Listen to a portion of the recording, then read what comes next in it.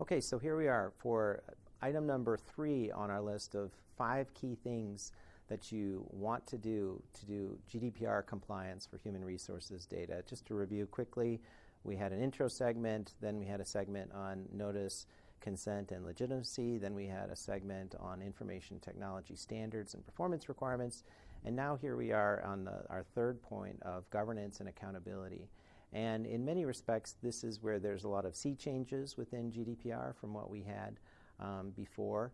And it all really starts with what's called a record of processing. So we had elements of this under, say, German law in a few places, but now we have a Europe-wide duty to keep a record of your processing activity. And that's documentation showing how you collect, use, disclose, share, transfer, store, and securely delete data. So a number of items required to have what's called the record of processing. It's under Article 30 of the GDPR.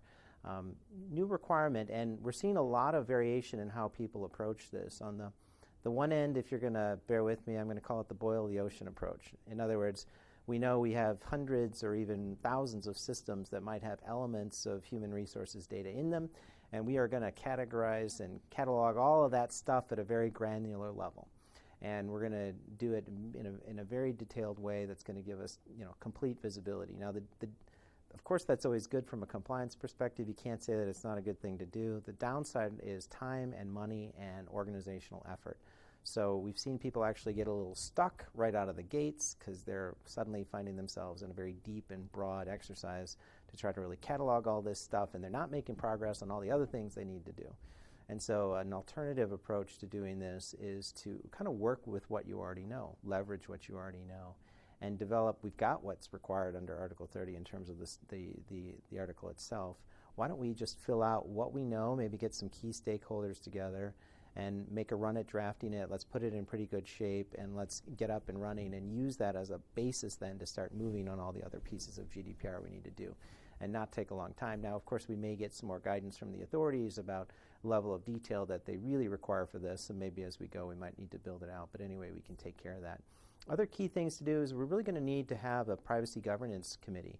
We're going to need to have the key stakeholders sitting together making decisions. We're going to have privacy leaders, either in individual units or individual regions, or maybe for different companies, depending on how we're structured, who are really looking after the issues.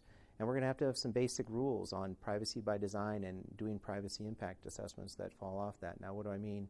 Privacy by design is the first tier review.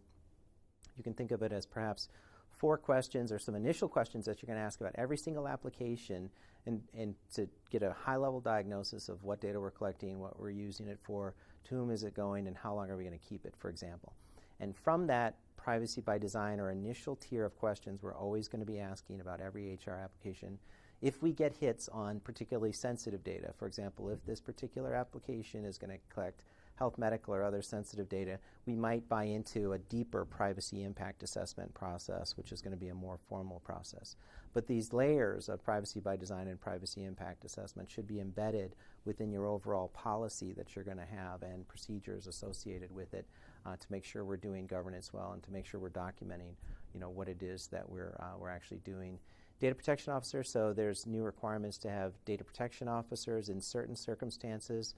I'm not sure that in the human resources space we're all the time going to be tripping some of the wires in terms of doing the kinds of systematic monitoring and et cetera that we're going to really need to appoint a data protection officer, which is an independent watchdog, you might think of it as, within the organization for looking out for privacy, but that's an issue to be looking after. So those are some of the elements of governance and accountability that you're going to want to be looking after. And of course, we know that once we get the baseline policy and privacy by design and privacy impact assessments, we can put a lot of other policies and procedures around that, vendor management, et cetera, that we need.